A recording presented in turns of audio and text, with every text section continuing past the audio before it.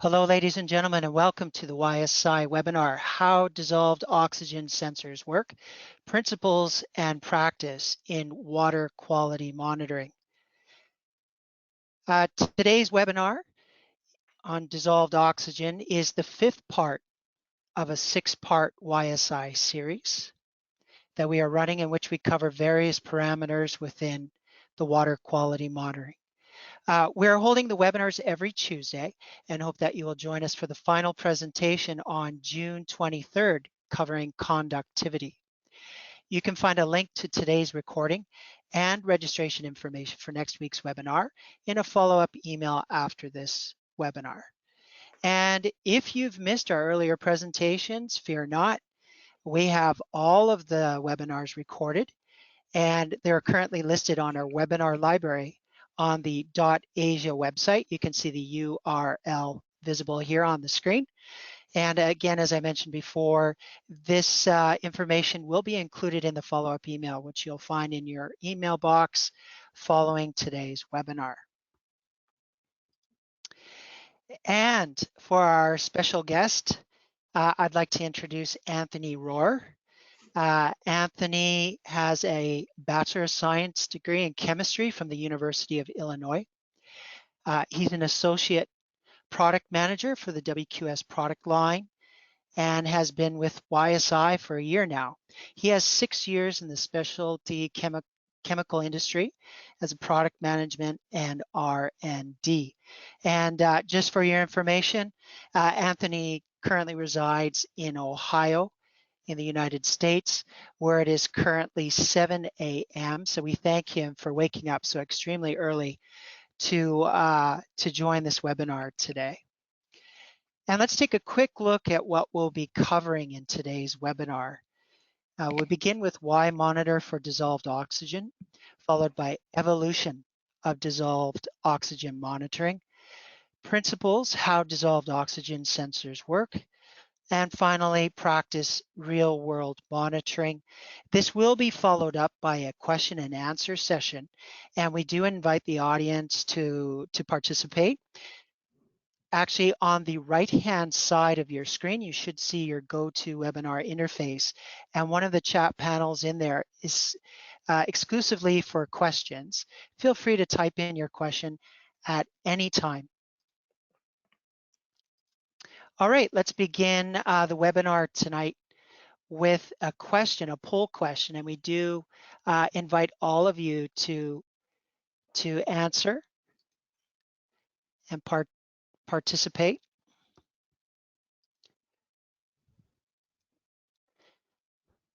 Our first question is, in which application do you typically measure DO levels?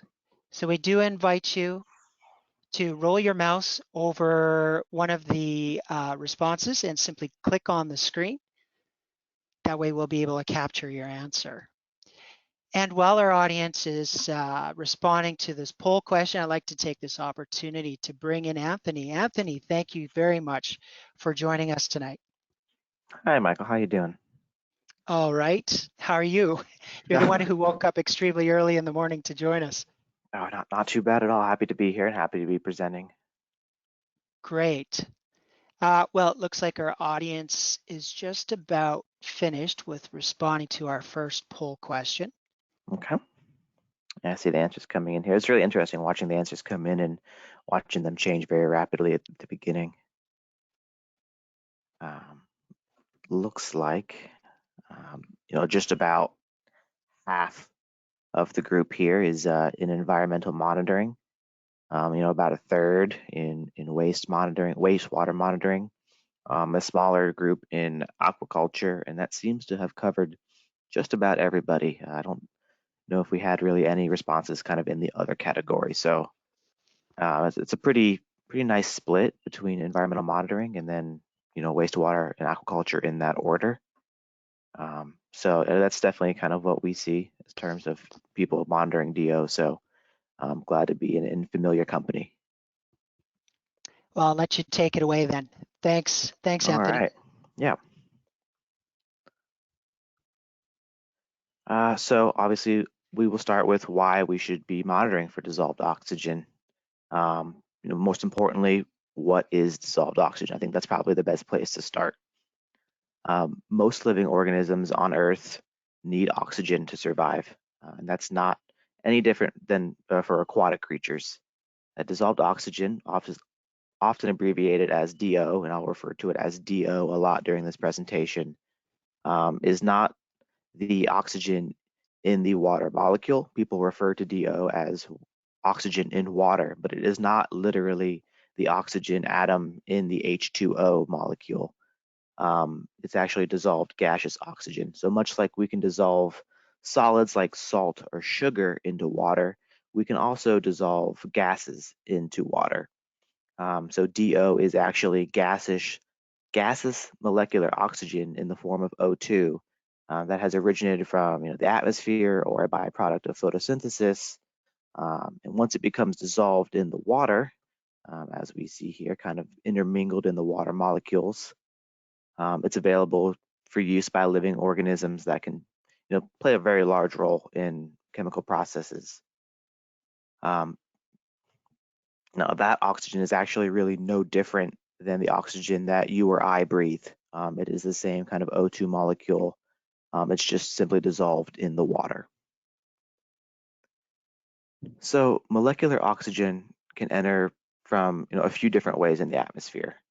If the water has a lower concentration of oxygen than the atmosphere above it, the molecular oxygen will simply naturally diffuse from the air into the water until equilibrium conditions are met. You can imagine, the pressure of the air essentially is pushing the oxygen into the water until we find an equal concentration.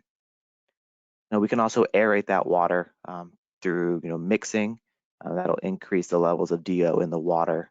And this is going to occur naturally at waterfalls and rapids, anywhere that water is turbulent and mixing.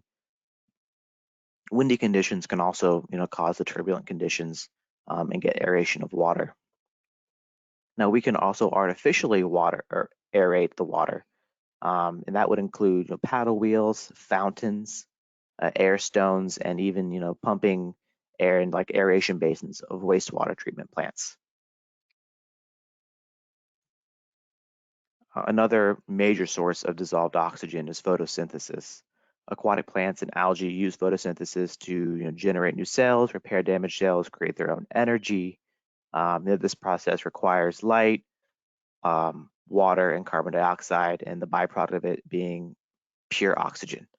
Typically, we love plants up on the earth because it gives us the oxygen to breathe. That's no different underwater. That oxygen produced by plants underwater then goes and becomes dissolved oxygen for the aquatic creatures to breathe.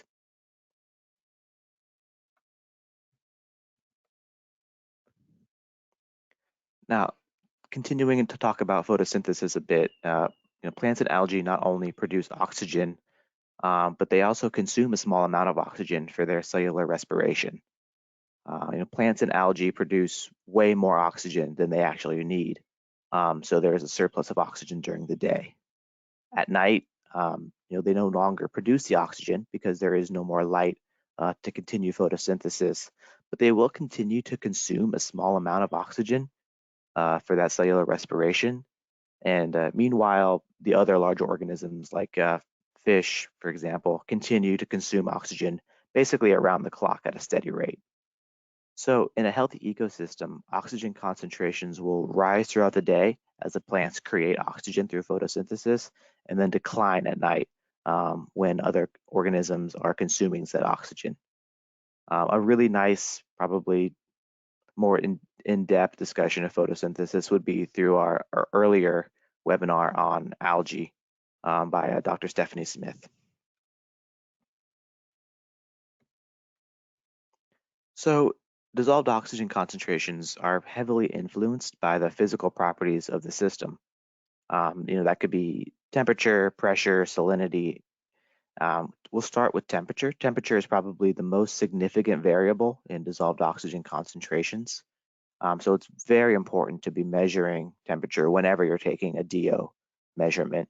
Luckily, any sensor or monitoring device you're going to get from YSI will be compensating for temperature while you're measuring your DO. And temperature is going to affect your DO measurement in two different ways. First is the solubility of the oxygen itself. So as temperature increases, dissolved oxygen decreases. And you'll notice a lot of trends when looking at the solubility of oxygen or gases in fluids. Typically, they are opposite of what you would expect for, say, a solid. So if you're trying to dissolve salt in water or sugar in water, typically you think you want to heat it up to get it dissolved faster. That's usually the opposite for gases. So by heating up the water, you're actually making that gas less soluble in the water. The second way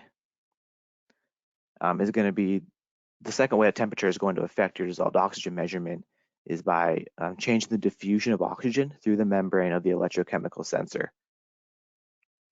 So, temperature changes the way that that oxygen interacts with that membrane, and that needs to be compensated for by the probe or sensor. Similar to temperature, the solubility of oxygen is inversely related to salinity. So as salinity increases, dissolved oxygen decreases. For example, seawater holds about 20% less oxygen under the same temperature and pressure as fresh water. So it's important to measure salinity whenever you're measuring dissolved oxygen in like estuaries, wetlands, coast areas, aquaculture, or any other application where the salinity varies. Most DO instruments, such as like the YSI Pro DSS, the EXO series, will provide real-time salinity compensation for your DO measurements if a conductivity and DO sensor are both connected. Otherwise, a lot of instruments will have somewhere where you can manually enter the salinity.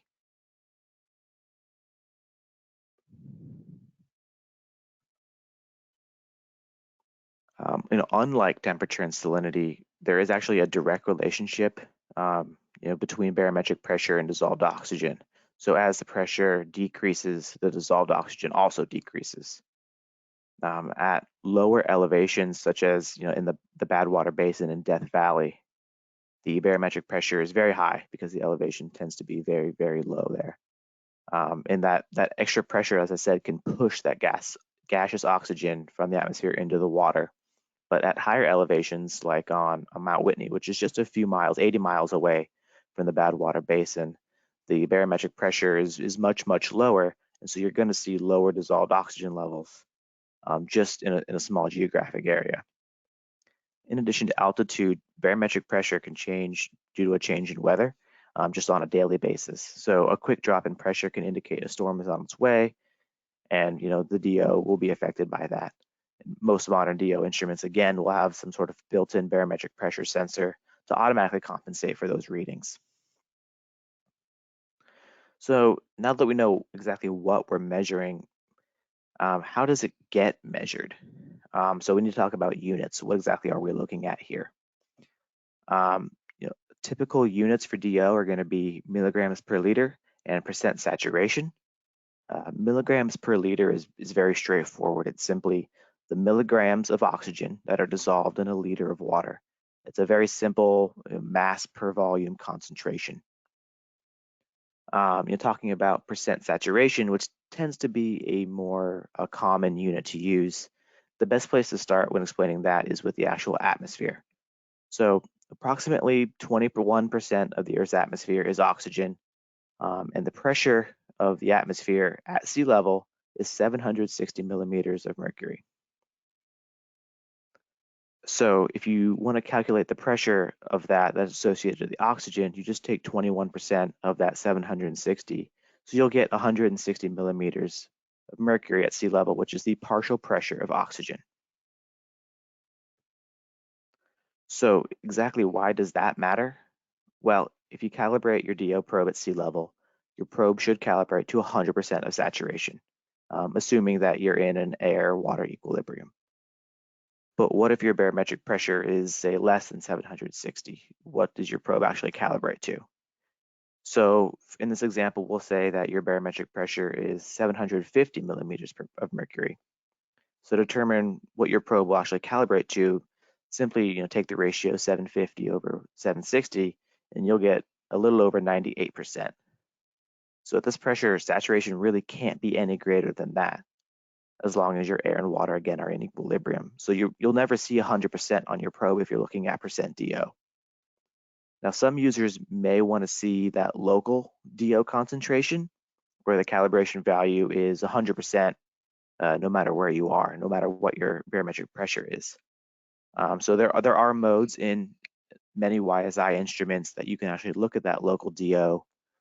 It'll compensate for your barometric pressure, but you'll still see it's 100% in your area. That's not 100% at sea level.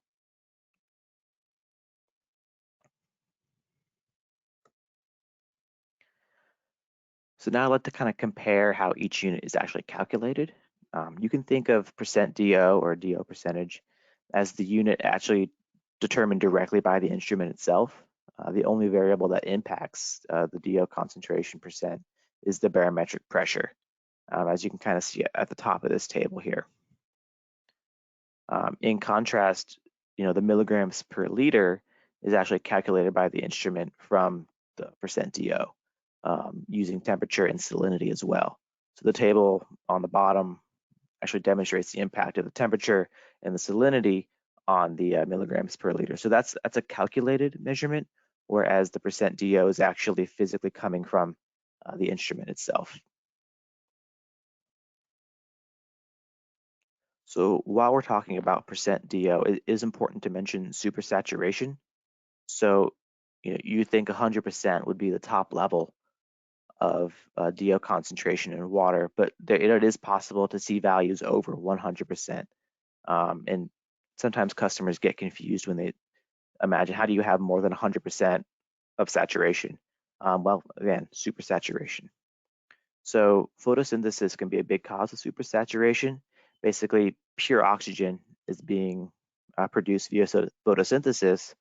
So, typically you could see values up to 500% DO, since pure oxygen is 5 times more concentrated than the standard atmosphere air.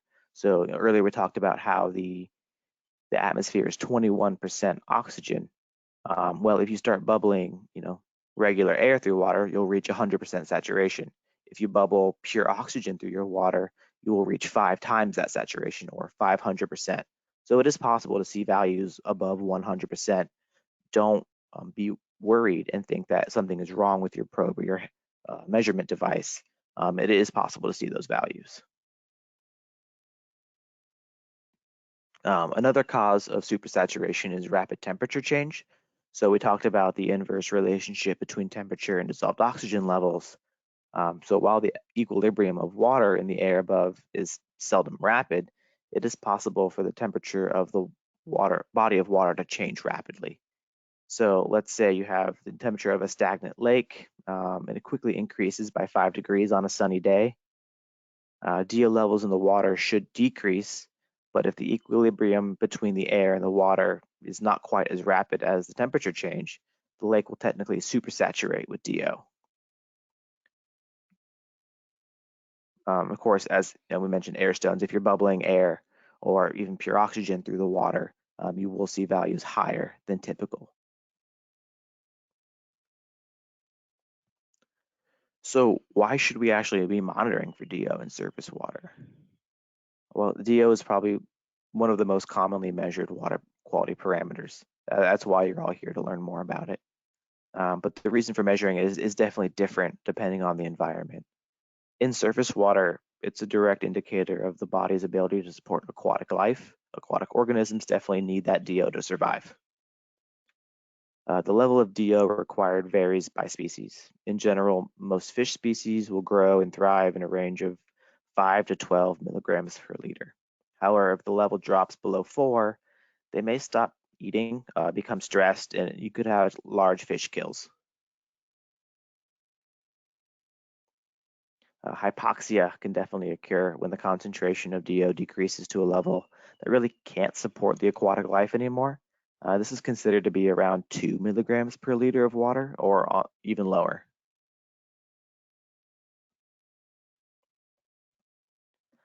So why monitor again for DO in surface water? Well, an imbalance of DO occurs when there's a harmful algal bloom.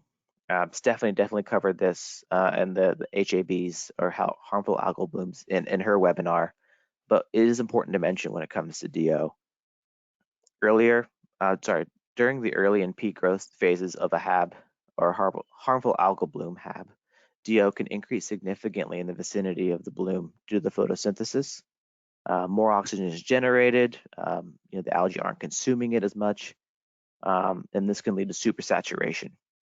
Then as the bloom fades and dies, the algae become food for bacteria and things begin to consume that oxygen much faster than it was being made. And it actually crashes and you end up with hypoxia as a consequence.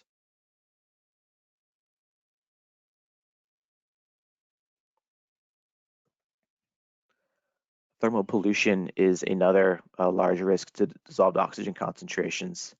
While the water in, let's say, a power plant can and should be very clean, it is often much warmer than the water that it is being pumped into. So as we discussed earlier, the temperature increases, the level of dissolved oxygen decreases. So if you are putting very hot water back into a large body of water, you will be decreasing the dissolved oxygen levels. Again, can cause large fish kills due to the low DO levels.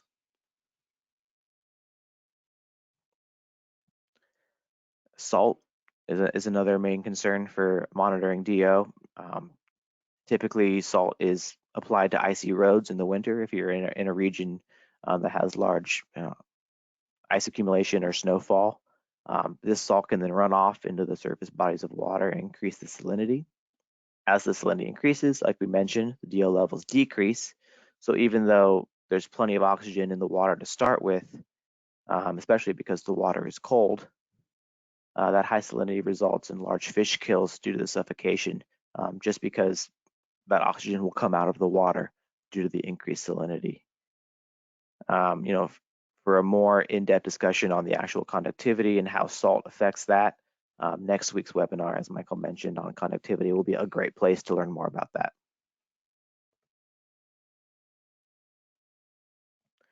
So a lot of people assume that dissolved oxygen is actually absent below the water table, but that's an incorrect assumption. So we do want to monitor DO in groundwater. Before water even percolates down from the surface, water is in contact with the atmosphere at some point. Oxygen becomes dissolved in that water. Dissolved oxygen can exist at great depths in an aquifer, or as long as there's really little or no oxidizable material, that oxygen will stay in the water. DO can actually help determine when stable conditions have been reached during, let's say, purging, and can be used to evaluate well construction. DO can also help ensure proper groundwater sampling procedures are being followed when collecting samples for the analysis of metals and volatile organic compounds. Any artificial aeration obviously impacts the laboratory analysis for these compounds, so it is nice to measure it on site. The DO plays a significant role in chemical reactions that occur in the subsurface areas as well. It regulates the valence state of the trace metals and constrains the bacterial metabolism, which kind of brings us to the next slide here. So, microbes can degrade oil that's been leaked into an aquifer. Just like other organisms, microbes need to breathe and respire. That respiration requires an electron acceptor, and oxygen is the most preferred one. Since microbes really want to use the DO while they're doing this degradation, dissolved oxygen is quickly used up by the microbes where the contamination occurs. So DO can only be found outside of the plume of contaminated groundwater, as kind of seen in this image here, right there. So what happens once that DO is gone? The microbes will begin using other electron acceptors. After oxygen, nitrate will be used up. So nitrate can only be found relatively far away from the plume, just like DO, kind of as the next step there in that chart. The electron acceptor that's used up last is carbon dioxide. The process of using carbon dioxide is called methanogenesis. So this will be going on very close to the plume once all the electron acceptors have been used up. This is a really great example of an environment becoming anoxic due to the microbial activity. So this process occurs in other environments, such as in oil spills in the open water, like in the Deepwater Horizon spill in 2010. Dissolved oxygen was definitely measured to see kind of how that process and the microbial degradation was coming along and progressing.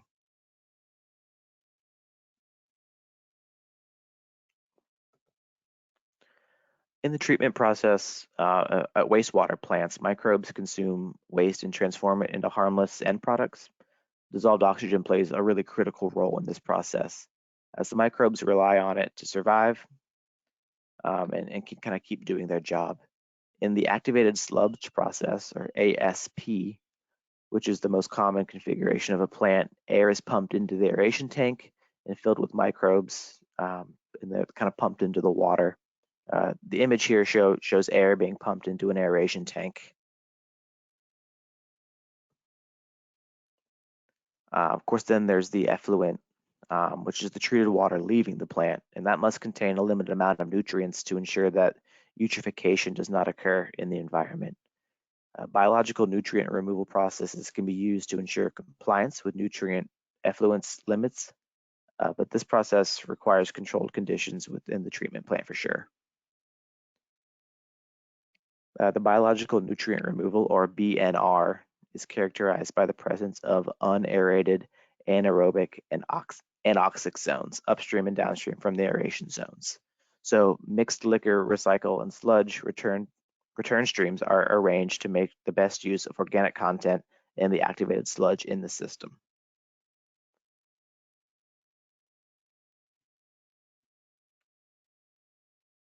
So those are just a few examples of the many places where you're going to be looking for dissolved oxygen. Obviously, the list is pretty much endless of places where you may be monitoring for dissolved oxygen, but for the sake of time, we can't hit them all. So next, we'll move on to kind of the evolution of dissolved oxygen measurements and look at some of the different methods. But first, we have another poll question. So we're kind of curious on how you are actually measuring your DO.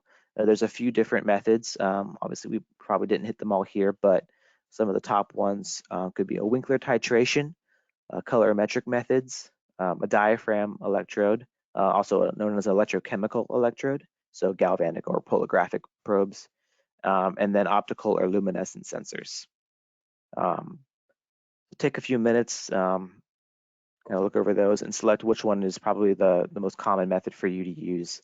And we'll be going over all of these methods in the next section if you're unfamiliar with some of them.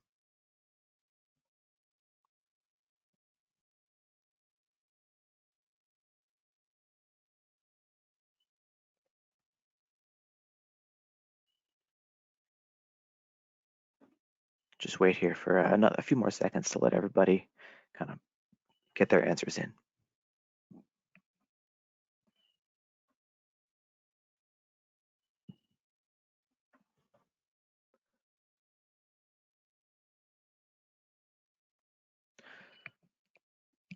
All right, so it looks like it's kind of leveled off here, and definitely the vast majority of people are using actually optical or luminescent sensors, which is great. That's kind of the next gen in DO measurements. About a quarter of the people here attending are using diaphragm electrodes, and then we still have a small amount of people using colorimetric and titration methods as well. Like I said, so we're going to go over all of these here in the next section. So thank you guys for your results. Like I mentioned, the four main different ways to measure dissolved oxygen. We'll start with colorimetric. Colorimeters, also known as filter photometers, are instruments that measure color intensity. So when using these instruments, chemical reagents are reacted with the sample, and if the target parameter is present, in this case dissolved oxygen, the solution will have a color intensity proportional to the amount of that parameter being tested. So the color will change proportional to the amount of dissolved oxygen in the sample. Light is then passed through the tube containing the sample, through a colored filter and a photodetector. The filters are chosen so that the light of a specific wavelength is actually selected through the sample. And when the solution is colorless, all of the light passes right through. With colored samples, the light is actually absorbed by that reagent. As it becomes more colorful and more concentrated, more light is absorbed, and the photodetector kind of sees that difference and calculates the concentration. So there are two different colorimetric methods for determining DO, indigo carmine and rhodazine D.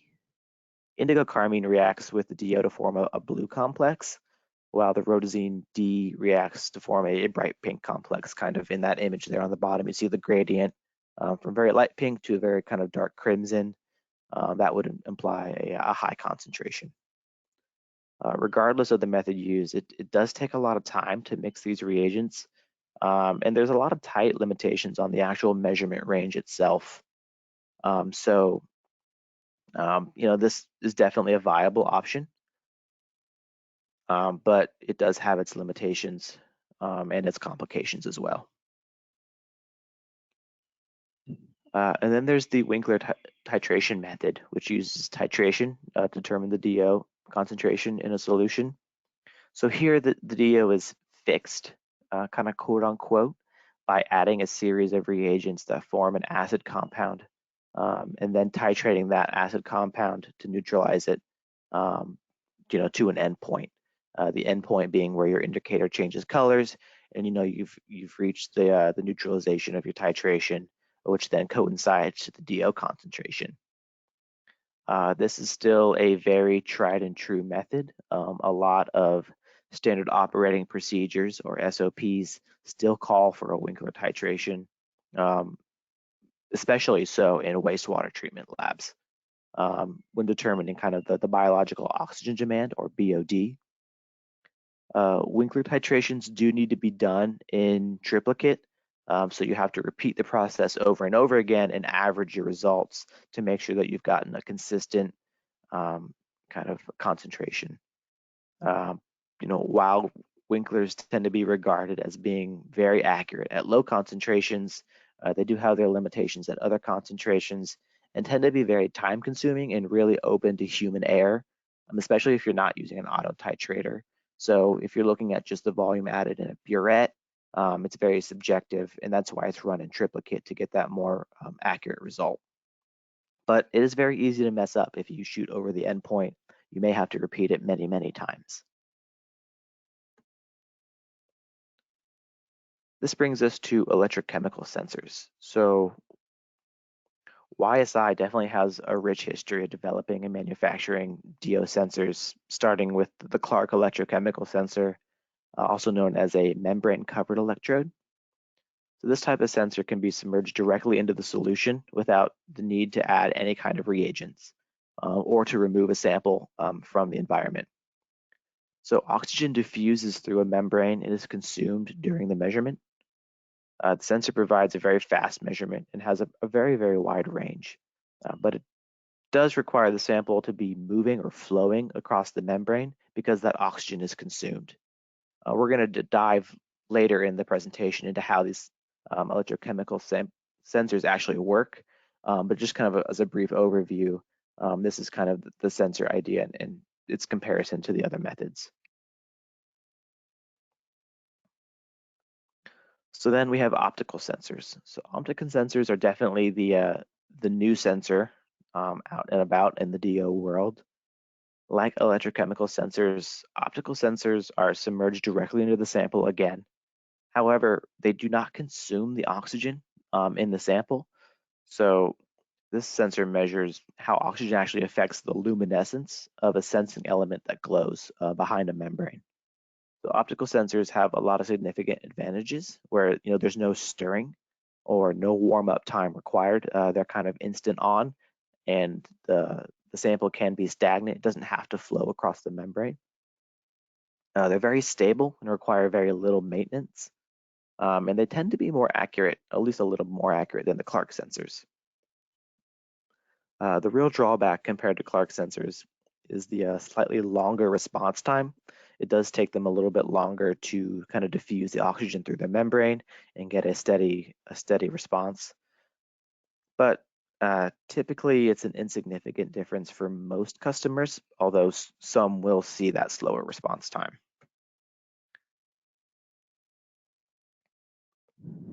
So in summary, photometers require the use of reagents and have limited range.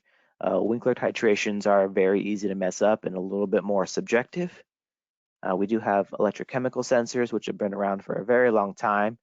Of course, here you can see a nice picture of Dr. Leland Clark inventing the Clark cell, which is the membrane-covered polographic electrode. Of course, this is invented while he was working with some YSI scientists, so we're awfully proud of that. Optical sensors have definitely been around for a few years now and have a lot of advantage compared to some of the other methods. So optical DO measurements are kind of the forefront of dissolved oxygen sensing. So moving into the next section, we'll talk about how these sensors actually work. We'll talk about some of the principles behind them. Going into just a little bit more detail. So just to remind everybody what we're actually talking about here, we are measuring these dissolved oxygen molecules in the water. So these sensors measure the pressure of the oxygen that is dissolved in the sample and express it as a percent DO measurement. So again, the only variable that affects the percent DO is the barometric pressure. So higher barometric pressure, the more oxygen will be pushed into the water. And again, just to go over it again, the milligrams per liter is actually calculated from that percent DO using temperature and salinity to compensate. So let's take a look at an electrochemical sensor.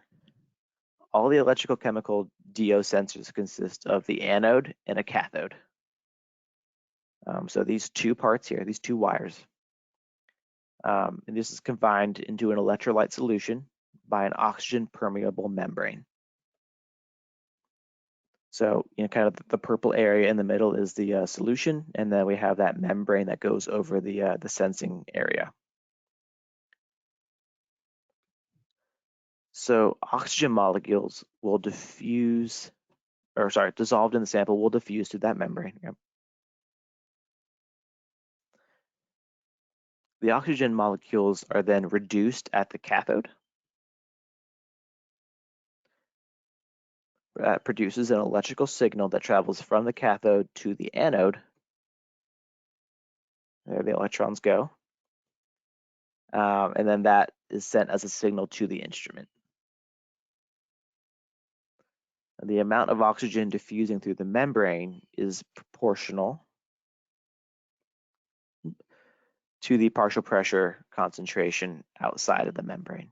So as the oxygen concentration varies, so does the oxygen diffusing through the membrane. Now, there are two different types of electrochemical sensors, polographic and galvanic. Polarographic sensors have a silver anode and a gold cathode. These materials require the probe to warm up or polarize to basically apply a current to before you use them. And that takes about 10 minutes for them to kind of warm up and get ready to start measuring the dissolved oxygen. It's not always on though, so that is a good thing in some ways, that when you are not applying the current to the sensor is essentially off and it is not being used up. On the other hand, there are galvanic probes, which have a zinc anode and a silver cathode, and these materials allow the probe to basically always be on. So there's no warm up required, so you will get a much faster use out of them. You can just pop them on to the meter and start reading your dissolved oxygen. However, they will become used up much faster and do have a shorter shelf life because they are essentially always on as that galvanic cell is constantly running.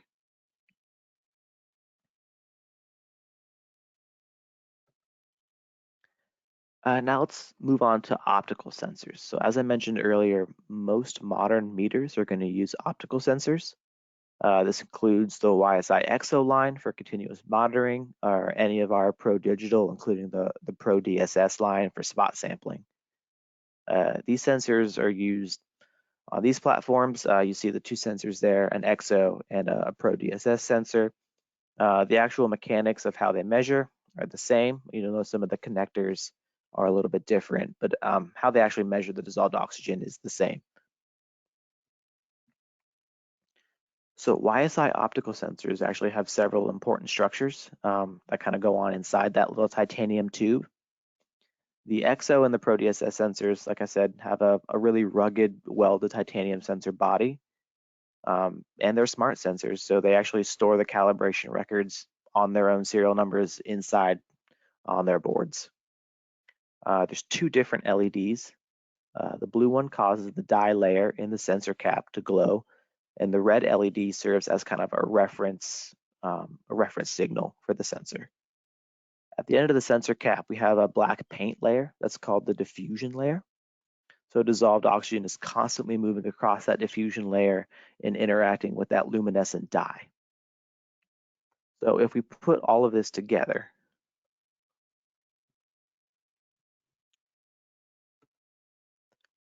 here we can see that distinct diffusion and dye layer in the sensor cap.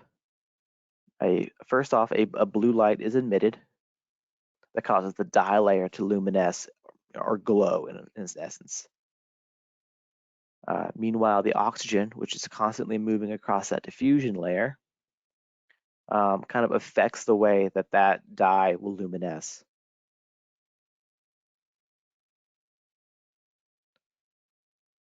So the amount of oxygen passing through the sensor is inversely proportional to the lifetime of that luminescence. So the oxygen is quenching that luminescence. So the less time that it glows, the more oxygen that there is.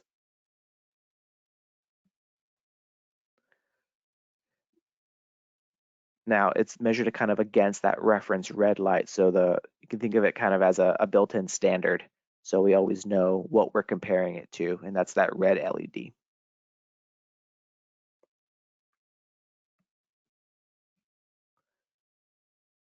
There are coefficients specific to each sensor cap that are stored in the sensor's firmware. So these coefficients allow for a nice linear output from the sensor. We're always asked what happens if the sensor cap coefficients aren't updated when changing a cap. Well, these coefficients are how we give you the best accuracy. So not updating them would essentially make you have a less accurate sensor. These are calculated by YSI when we calibrate each individual cap. And so, the coefficients are really important to put into the instrument so that the instrument knows what exactly it is sensing, because each cap tends to be just a slight amount different.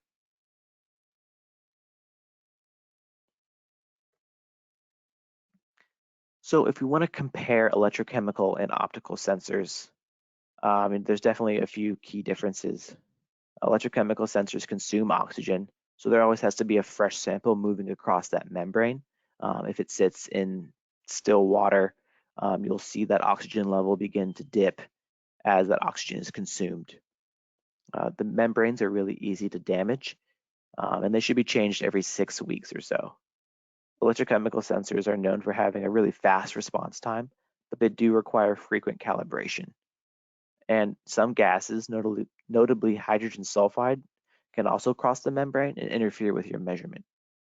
Optical sensors don't actually consume the oxygen. They just have it interact with the dye, and then it can diffuse back into the water. So they don't drift as much, and they don't have to be in flowing water. Of course, the advantages are what have made the optical sensor the go-to. Optical sensors do have a slightly slower response time, but it isn't terribly drastic. Optical sensors aren't impacted by any dissolved gases like the hydrogen sulfide, but the sensor cap can be damaged if exposed to different solvents like alcohol or different harsher organic solvents. And that brings us to kind of how best practices on how to measure and monitor for dissolved oxygen and how to use these sensors. But of course, we want to make sure that you are paying attention during this presentation. So just kind of as a refresher, earlier on we talked about the different variables that can affect the dissolved oxygen in water. Which one of those was maybe the most important, or which one most strongly affects the dissolved oxygen in water? Is it temperature, pressure, salinity? Is it all of them? Is it none of them? Let me know. We'll give here just a minute to let people key in their answers.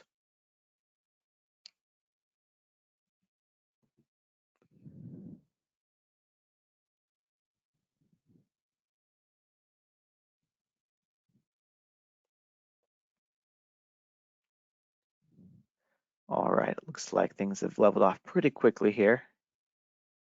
So we'll go ahead and close that out. It didn't take long for people to jump in. For the most part, everybody jumped in and said that all of the above, and that's definitely true. All of these are going to affect the dissolved oxygen, and these are the parameters that most of our instruments are going to measure to help compensate for dissolved oxygen. If I had to pick one of them, it would probably be temperature. That's why I believe every single YSI instrument that's measuring dissolved oxygen is also going to measure temperature. We do have some instruments that do not measure salinity, so maybe that one is slightly less important because it can be manually entered, as well as pressure can be manually entered. Temperature is probably the most critical, but definitely all three of those are very critical to dissolved oxygen measurements. So you guys are definitely paying attention. Thank you. It's good to know. So now we'll talk about a little bit of best practices in measuring dissolved oxygen. In this last section, we'll talk about some practical tips such as calibration, membrane and optical cap replacement, maintenance, and how to prevent fouling, which was covered in another great webinar. I believe it was the first in the series. So if you really want to dive into preventing biofouling, I highly recommend that presentation. So how do we calibrate that? So calibration consists of exposing the sensor to a sample of a known oxygen content and then calibrating the instrument to read that value. So there's three primary methods for calibrating a DO instrument, which could be a Winkler titration, an air saturated water sample, or a water saturated air sample. So we've already discussed how Winkler titration works earlier, but this shows how to calibrate your probe against a Winkler. First, you'll divide your sample into 4 parts. You'll perform a Winkler titration on 3 of them. And if any of the samples titrated, more than plus or minus a half milligram per liter off, it should be discarded, and then average those results.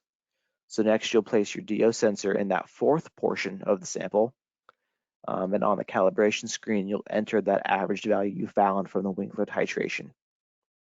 This is the only method where you're actually telling the probe what to calibrate to. So it's very important that the Winkler titration be done with really high certainty. This method is pretty cumbersome. You have to repeat the sample a lot. It's open for a lot of error, but it's definitely possible, and a lot of people rely on it. We at YSI do not recommend this method, but it is an option. Probes can also be calibrated in air-saturated water. For this method, an aquarium air pump or air stone is used to aerate a sample of clean tap water for an hour to make sure it's absolutely saturated with air. The sensor is then placed in the sample, and the readings are allowed to stabilize before the calibration is completed. So the percent DO calibration value will be determined based on your barometric pressure, as we discussed earlier. If you're doing this type of calibration, make sure any air bubbles don't get trapped on the surface of the probe, or else you'll definitely get incorrect readings. This method is also time consuming, as you have to wait for that water-air mixture to equilibrate and make sure that you're not getting bubbles on your sensor as you actively put bubbles into your sample. So it's not typically common, but it is definitely a viable option. Water saturated air is the third method. This requires the probe's thermistor and membrane to be completely dry. So make sure there's no droplets of water on them, or else again, it can skew the readings. The probe is placed in a water saturated air environment, and this can be achieved by placing about 1 inch of water in a calibration cup or in a storage sleeve, as shown here with the EXO probe. Wait about 10 minutes for the air inside that container to be totally saturated with water, then complete the calibration. So the DO percent calibration value will be determined based on the barometric pressure again. And this is by far the quickest and easiest method. It's also very accurate and usually the YSI recommended calibration method.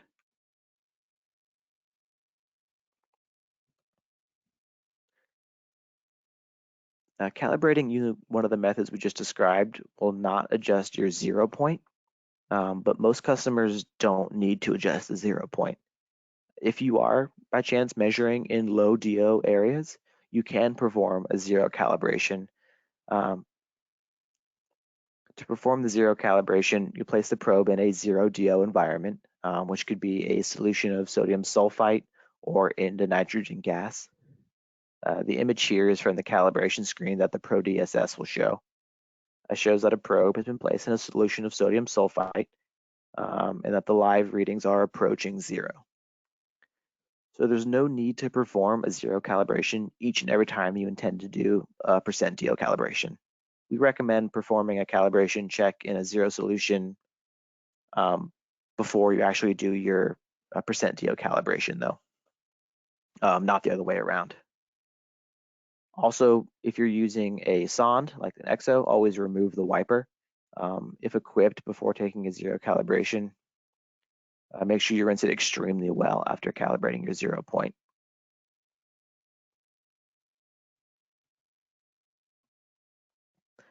So you might be wondering why we calibrate at all or why that even matters.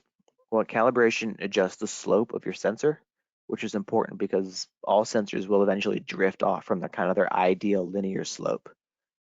A 2-point calibration will adjust the slope and that 0 point, as we mentioned, allowing everything to be perfectly linear between those 2 points. Regarding how often to calibrate, optical sensors drift less than electrochemical sensors, so they are much better for monitoring applications where the probe is actually left in the field for an extended period of time. However, a general rule of thumb is to perform a DO calibration every day, or if the probe is left in the field, calibrating it when you perform service on the Sonde.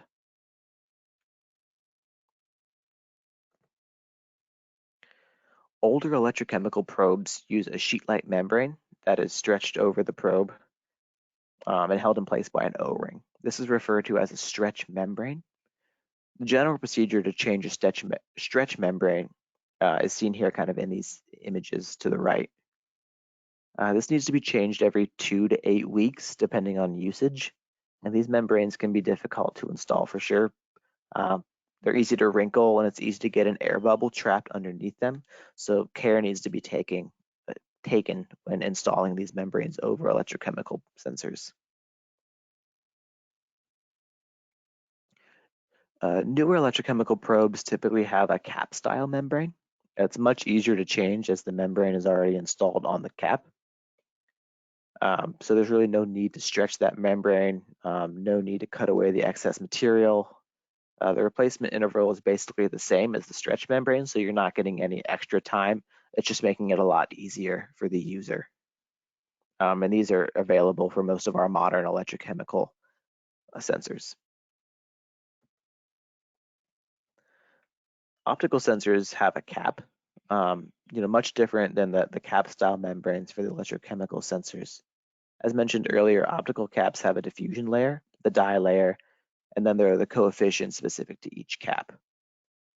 These caps only need changed about once every 12 to 24 months, and there's no electrolyte solution that needs to be added. Care should still be taken when installing these, as that painted diffusion layer is very easy to scratch, and any large scratches in that can affect the way that the sensor performs. And then when you change the cap, make sure you update the sensor cap coefficients in the instrument.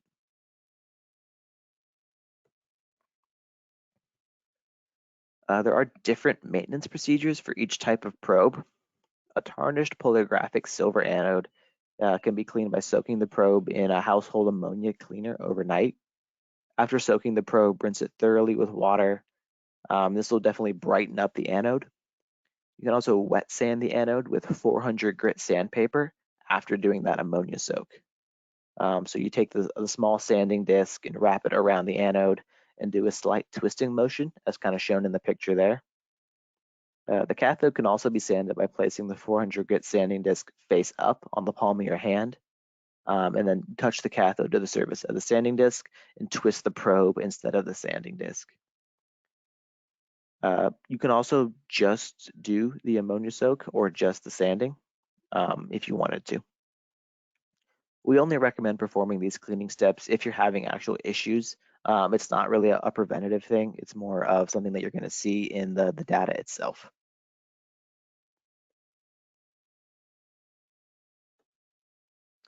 While the galvanic sensors can be sanded just like I described for the polarographic sensor, it's critical that you do not soak the galvanic probes in ammonia. You can only perform the sanding procedure on galvanic probes, no ammonia soak. So you see here the difference between an old sensor with a lot of white deposits on it and the brand new sensor on the bottom. One thing I wanted to mention is that the YSI Pro Series polarographic sensors have a black body, while the galvanic sensors have a gray body. So you can tell the difference just by looking at them from a few feet away, that you have a different type of probe and you need to clean them differently.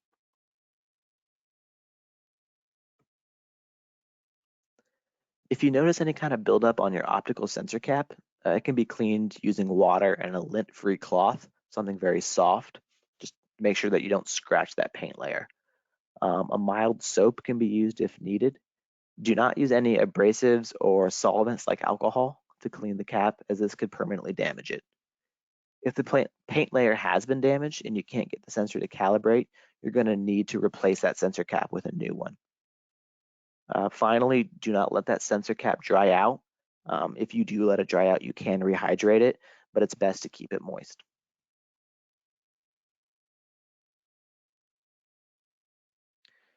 You can rehydrate it by placing the sensor cap in room temperature water for about 24 hours before you use it. Unfortunately, this may not always work, but it often does. So make sure you recalibrate the sensor after you soak it and not before. In fact, you should make sure that you recalibrate any probe after any type of maintenance to make sure that you haven't changed the way that the sensor is reading. If you're using a long-term monitoring instrument like the EXO, it's definitely important to prevent fouling. As I mentioned, we had a whole separate webinar on using anti-fouling techniques on different instruments. Definitely something that you should be looking into if you're using long-term monitoring and worried about biofouling. We always recommend using the central wiper for long-term monitoring, but there's other accessories that can be used to prevent biofouling, like copper components such as Sonde sleeves and the sea spray. Again, I highly recommend, if you are interested in biofouling, to check out Carrie Hubbard's presentation on that. And that tends to wrap things up. We do have one more question for you. That, of course, is if you would like somebody from YSI to contact you to discuss dissolved oxygen sensors.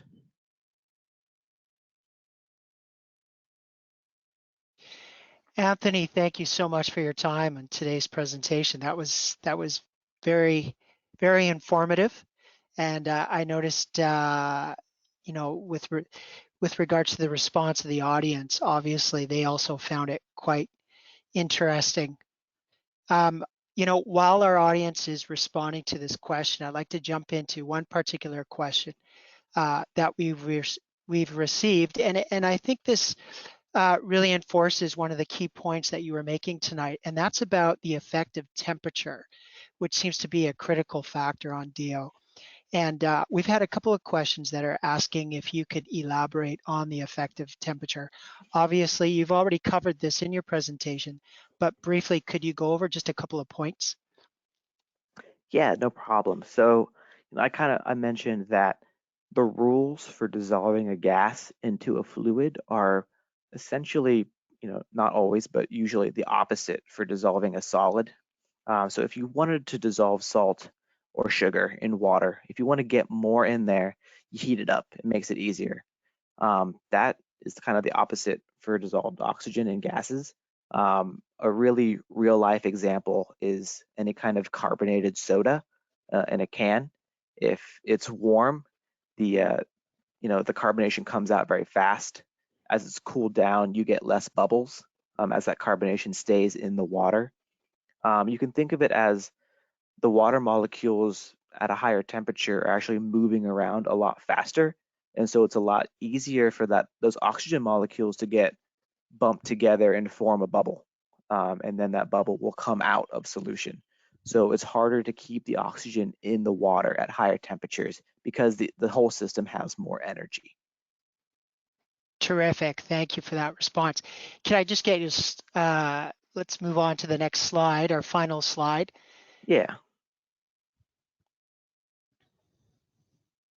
And here, again, I would just like to remind our audience about our 6th and final part of the series, our YSI sensor series, which will be held next week on Tuesday, June 23rd. If you haven't registered yet, simply jump over to our Xylem Analytics.Asia website and feel free to register there.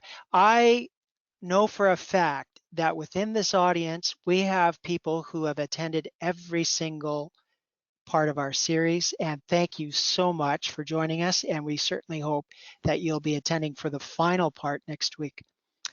All right, so let's move into questions. We're already at the hour, but we will take a few questions. If you haven't asked yet, simply type your question in the question box, and rest assured that if we don't answer your question today, your questions will be followed up offline by either Anthony himself or our regional staff.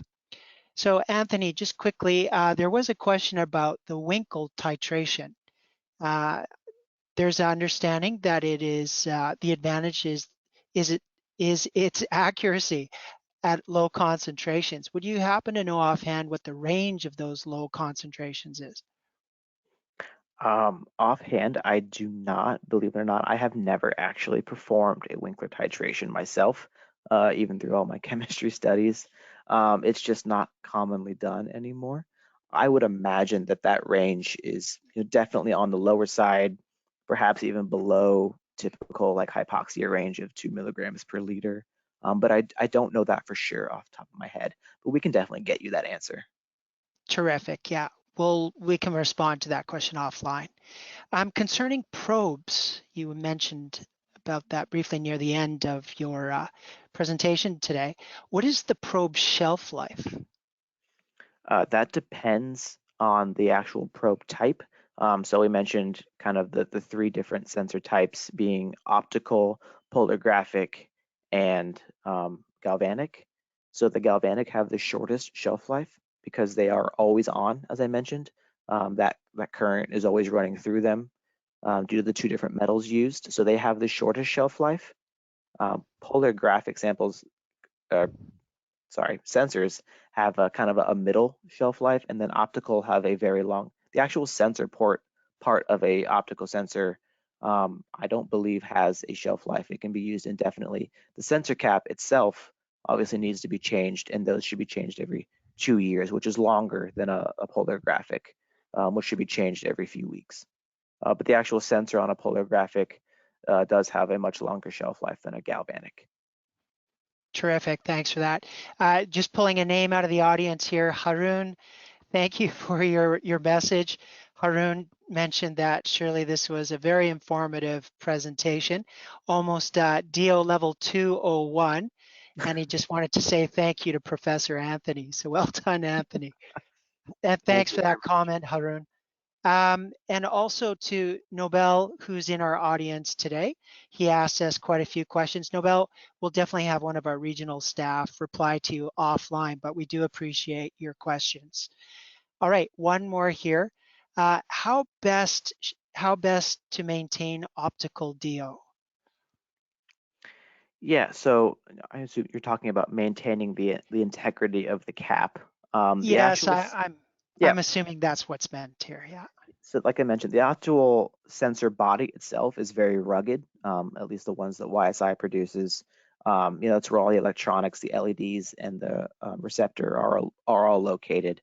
So typically maintenance of that portion, as long as you're keeping your contacts clean, is not a problem. The actual cap itself is what needs to be maintained, and we just recommend that you store it wet, typically in a water solution, just to make sure that it stays moist, and that you're not actually drying it out. Otherwise, maintenance is very low on an optical DO probe. Excellent. Thanks for that, Anthony. Okay, last question is concerning foil for optical sensors. The question is more about what is the reason why sensor caps need to be changed annually? I think you mentioned in your presentation it's actually 12 to 24 months. Is that correct? Correct. Yeah. So and YSI does have different sensor caps. Some are warranted for 12 months, some are warranted for 24 months. and that just depends on the membrane used and the actual structure of the cap itself. So why those would go bad is just eventually that membrane kind of wears out and it's no longer going to diffuse the oxygen at the rate that it was calibrated to. Just over time and being used and being exposed to different environments. So we recommend that it's just changed out to a fresh one that can calibrate properly. Excellent. Okay. Well, that's all the time we have for tonight. Thank you to the audience and especially to our fantastic presenter, Anthony. Would you like to close up for us? Absolutely. I just wanted to thank everybody for giving us, an hour plus of your time and letting us kind of reach out to you. Our contact information is here on this slide. If at any time questions pop up and you need answers, please reach out to us and we'll be happy to talk to you about DO or any of these parameters and get you the answers that you need. So we really appreciate it as much as you appreciate it. So thank you guys. I hope you enjoy the rest of your evenings. Thank you. Good night. Bye.